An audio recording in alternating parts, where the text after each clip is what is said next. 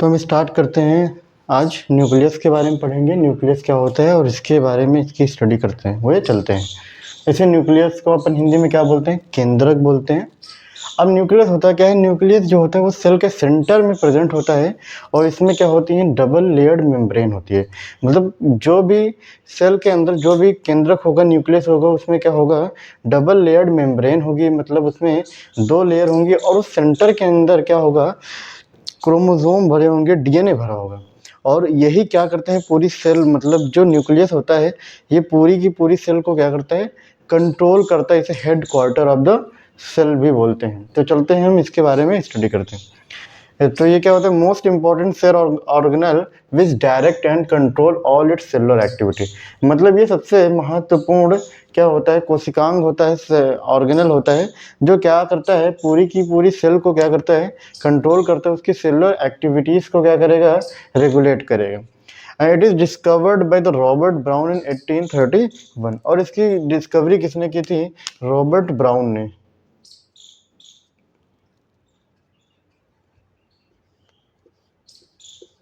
तो Robert brown ने इसकी डिस्कवरी कब की थी?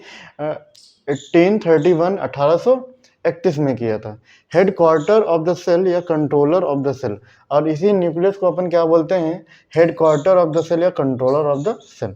तो हम नेक्स्ट पॉइंट देखते हैं। It has a double layered covering called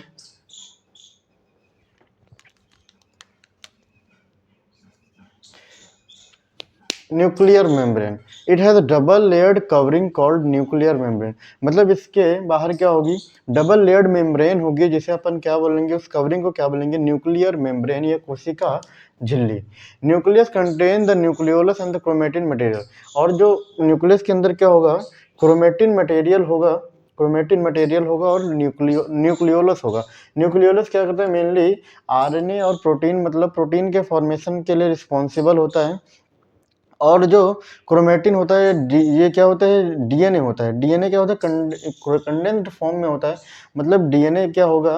condensed हो जाएगा, जिसको अपन क्या जब कंडेंस्ड होगा तो जिसे अपन क्या बोलेंगे? क्रोमोसोम बोलेंगे।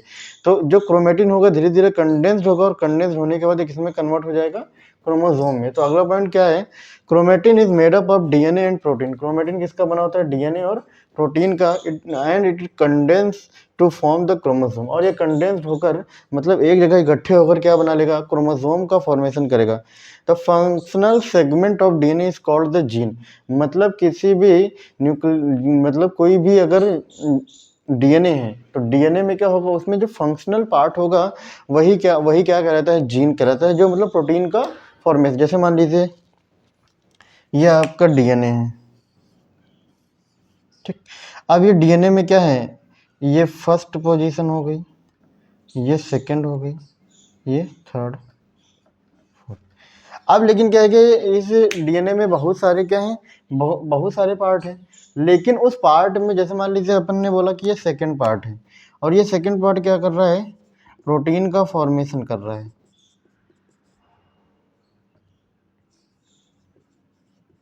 तो अब ये जो सेकंड सेगमेंट से क्या बनना है?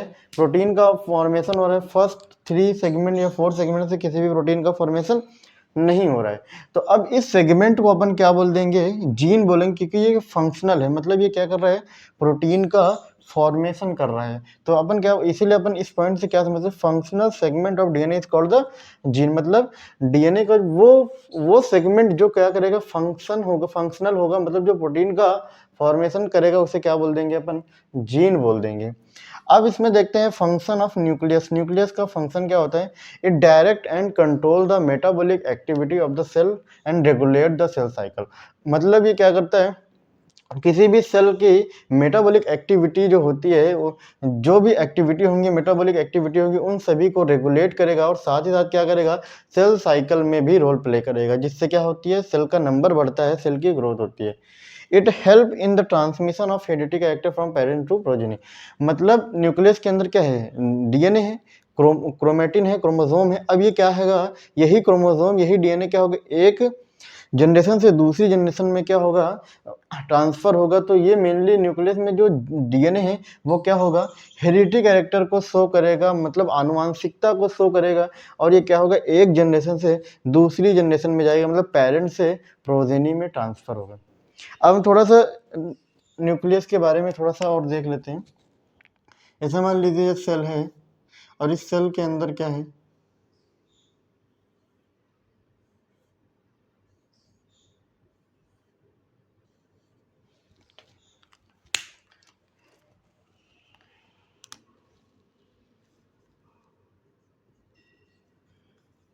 Nuclear membrane.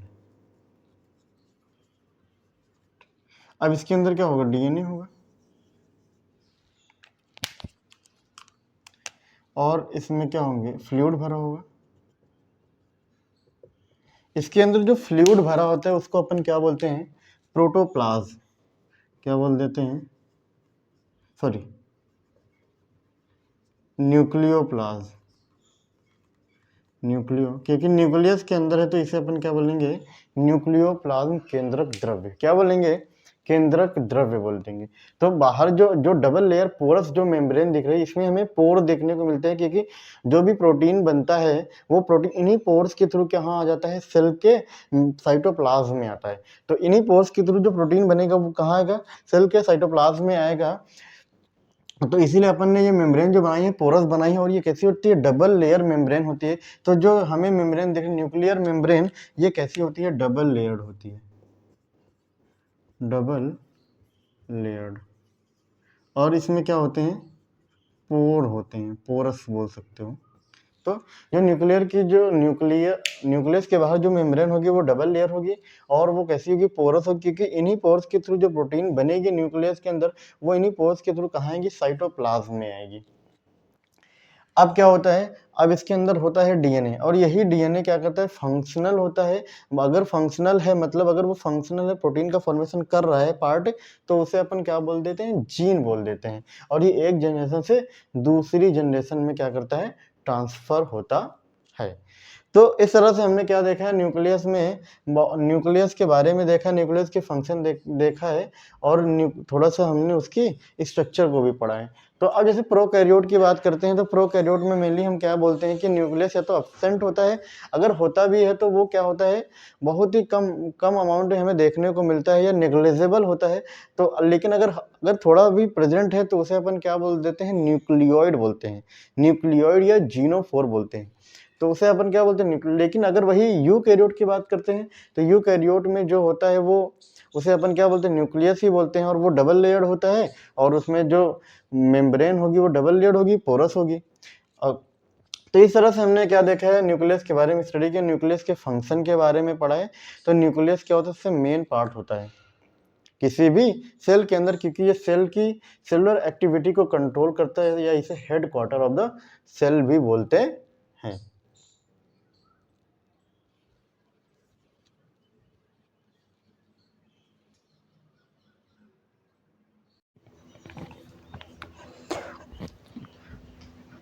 तो हमने क्या पढ़ा था, जो मेन कंपोनेंट होते हैं किसी भी सेल में, क्या होता है, न्यूक्लियस होता है, प्लाज्मा मेम्ब्रेन होता है, और साइटोप्लाज्म।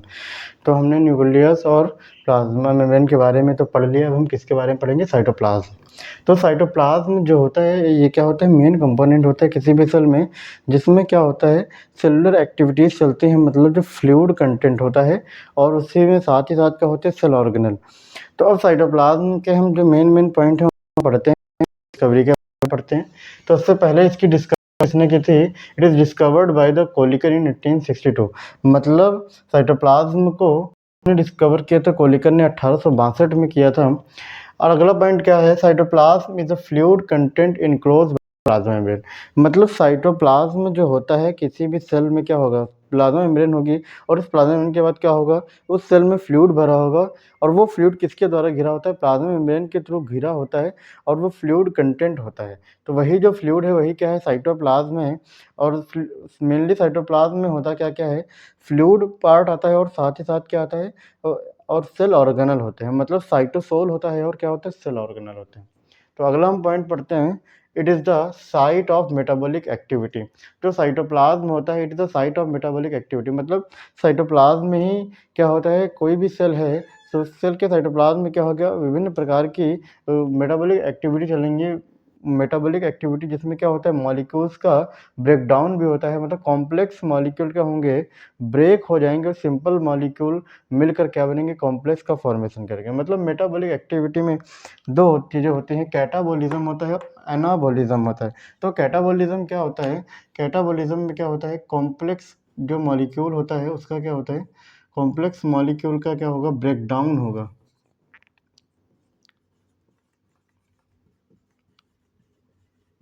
और एनाबॉलिज्म में क्या होता है, एनाबॉलिज्म में सिंपल मॉलिक्यूल किस में कन्वर्ट हो जाते हैं, सिंपल से क्या होता है, कॉम्प्लेक्स बनता है। मेनली क्या होता है, कैटाबॉलिज्म में ब्रेकडाउन होता है और एनाबॉलिज्म में क्या होता है कि फॉर्मेशन होता है, मतलब एक सिंपल मॉलिक्यूल, दो सिंपल मॉलिक्यूल एक कॉम्प्लेक्स मॉलिक्यूल का फॉर्मेशन करते हैं। अगला पॉइंट देखते हैं, it can be divide into two parts. मतलब हम साइटोप्लाज्म को दो भागों में विभाजित कर सकते हैं, दो भागों में डिवाइड कर सकते हैं। तो अब देखते हैं, साइटोप्लाज्म में दो चीज़ें होती हैं, साइटोसोल होता है और सेल ऑर्गेनल होता है। तो साइटोसोल क्या होते हैं, जैसे मान लीजिए एक सेल है, सेल के अंदर हमने माइटोकॉन्ड्रिया, न्यूक्लियस, सब सभी पार्ट बना रखे हैं और साथ में हमने इसमें क्या दिखा रखा है, फ्लूइड। तो जो फ्लूइड पार्ट होता है उसे अपन क्या बोलते हैं, साइटोसोल बोलते हैं। और जो सेल ऑर्गेनल होते हैं वो भी किसके अंदर ही आते हैं, साइटोप्लाज्म के अंदर आते हैं। तो सबसे पहले हम देखते हैं साइटोसोल होता क्या है। साइटोसोल इज एक्वस पार्ट, मतलब जो साइटोसोल होता है वो जलीय भाग होता है, एक्वस पार्ट होता है।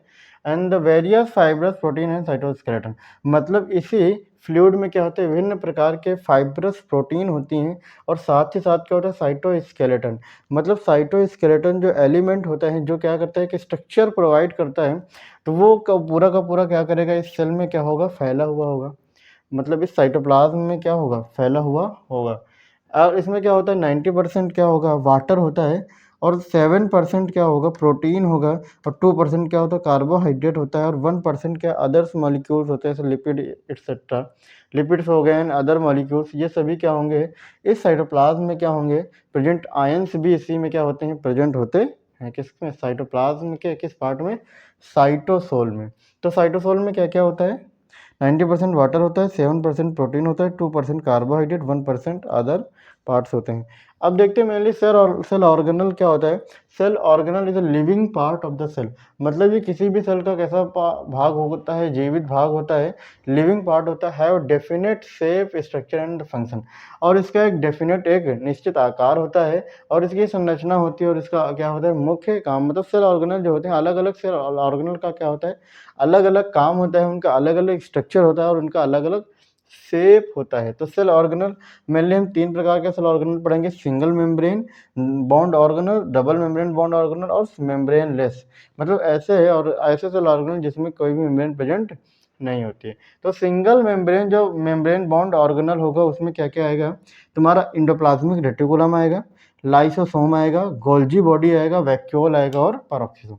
तो क्या क्या आएगा सिंगल मेम्ब्रेन में, endoplasmic reticulum, lysosome, Golgi body, vacuole and peroxisome. और क्या आता है, पेरोक्सिसोम आता है। अब डबल मेम्ब्रेन बाउंड ऑर्गेनल की बात करें, कौन कौन से आते हैं, माइटोकॉन्ड्रिया आता है, प्लास्टिड आता है और न्यूक्लियस। माइटोकॉन्ड्रिया, प्लास्टिड और nucleus.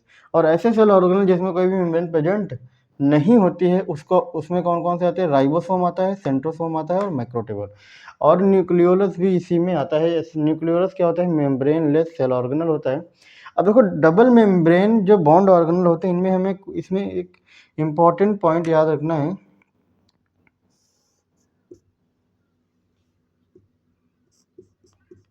Its own DNA, own DNA. मतलब ऐसे सेल ऑर्गेनल जिसके पास अपना खुद का डीएनए होता है, ऐसा सेल ऑर्गेनल जिसके पास अपना खुद का डीएनए होता है, उसके बाहर क्या होगी, डबल मेम्ब्रेन होगी। जैसे न्यूक्लियस में भी क्या होता है, डीएनए प्रेजेंट होता है, तो न्यूक्लियस के बाहर कैसी मेम्ब्रेन होगी, डबल मेम्ब्रेन होगी। और जो माइटोकॉन्ड्रिया होता है, mitochondria semi autonomous cell organelle है, मतलब इसमें भी क्या होता है, डीएनए प्रेजेंट होता है और double standard circular DNA present होता है, और इसीलिए क्या होता है, ये भी डबल मेम्ब्रेन, मतलब जिसके पास अपना खुद का डीएनए होगा उस सेल ऑर्गेनल में क्या होगी, डबल मेम्ब्रेन होगी। माइटोकॉन्ड्रिया में भी डबल मेम्ब्रेन होती है, प्लास्टिड, जैसे प्लास्टिड, क्लोरोप्लास्ट, ये सब होते हैं, क्लोरोप्लास्ट, ल्यूकोप्लास्ट, ये सभी क्या होते हैं, क्रोमोप्लास्ट, प्लास्टिड है। तो प्लास्टिड के पास भी अपना खुद का डीएनए, क्योंकि ये सेमी ऑटोनोमस सेल ऑर्गेनल होते हैं। कैसे organelle, semi autonomous cell organelle होते हैं, इनके पास अपना खुद का डीएनए होता है, इसीलिए क्या होता है, इनमें डबल मेम्ब्रेन होती है। क्योंकि अगर डीएनए को बचाना है तो क्या करना पड़ेगा, उसे डबल मेम्ब्रेन से सुरक्षित करना पड़ेगा। इसलिए जो जो सेमी ऑटोनोमस सेल ऑर्गेनल ऐसे या ऐसे सेल ऑर्गेनल जिसमें डबल मेम्ब्रेन होती है, उसमें मेनली क्या प्रेजेंट होता है, डीएनए प्रेजेंट होता है। तो साइटोप्लाज्म में दो भाग होते हैं, क्या क्या होते हैं, देख लेते हैं एक बार। साइटोप्लाज्म में दो भाग होते हैं, साइटोसोल होता है और सेल ऑर्गेनल होता है। साइटोप्लाज्म में एक्वस पार्ट होता है और फाइब्रस प्रोटीन होती है, और water, protein, carbohydrate, other substance present होते हैं। और जो तुम्हारा सेल ऑर्गेनल है, इसमें तीन तरीके के होते हैं, सिंगल मेम्ब्रेन होते हैं, डबल मेम्ब्रेन होते हैं और मेम्ब्रेन लेस होते हैं। तो इस तरह से हमने क्या किया, साइटोप्लाज्म के बारे में पढ़ा है। साइटोप्लाज्म जो होता है मेन अरेना होता है किसी भी सेलुलर एक्टिविटीज़ के लिए, मतलब उस फ्लूइड में क्या होगा, इस फ्लूइड में क्या होगा, सेलुलर एक्टिविटीज़ होगी, मतलब केमिकल रिएक्शंस परफॉर्म की जाती हैं किसके अंदर, साइटोप्लाज्म के अंदर। तो इसीलिए अपन इसको क्या बोलते हैं, main Arena of cellular activity. Cellular activity का क्या होता है, मेन अरेना होता है, मेन पार्ट होता है।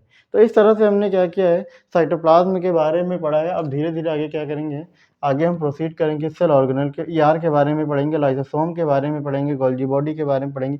इन सभी के अलग अलग फंक्शन होते हैं, अलग अलग स्ट्रक्चर होते हैं। इसीलिए तो अपन ने क्या लिखा है, सेल ऑर्गेनल में it is a living part of the cell and have definite shape, structure and function, मतलब इनका डेफिनेट शेप होता है, स्ट्रक्चर होता है, फंक्शन। सभी के सभी सेल ऑर्गेनल का अलग अलग शेप होगा, अलग अलग स्ट्रक्चर होगा और अलग अलग फंक्शन होगा। और इसी तरह से हम क्या करेंगे, अलग इन सभी सेल ऑर्गेनल के बारे में पढ़ेंगे।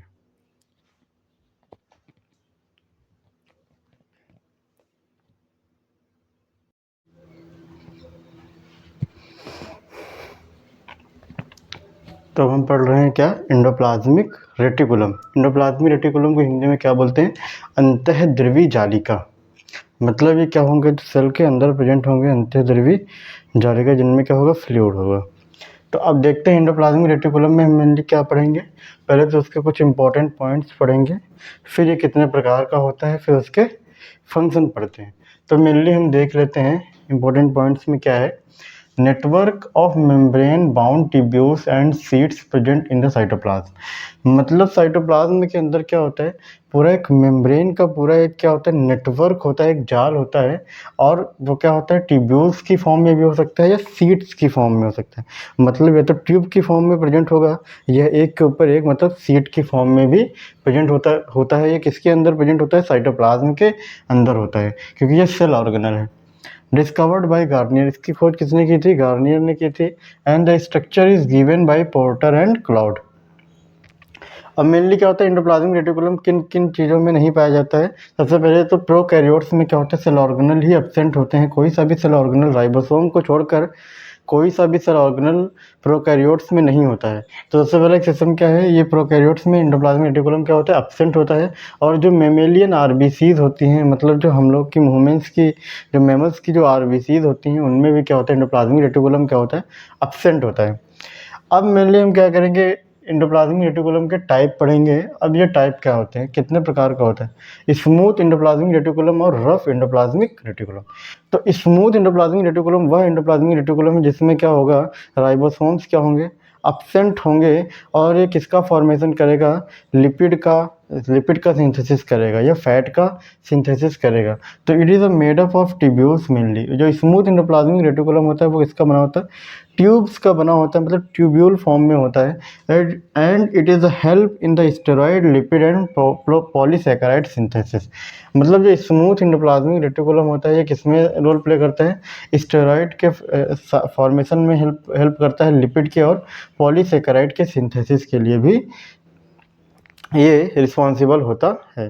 अब अगला पॉइंट क्या है कि smooth endoplasmic reticulum, in smooth endoplasmic reticulum में राइबोसोम्स क्या होते हैं, एब्सेंट होते हैं।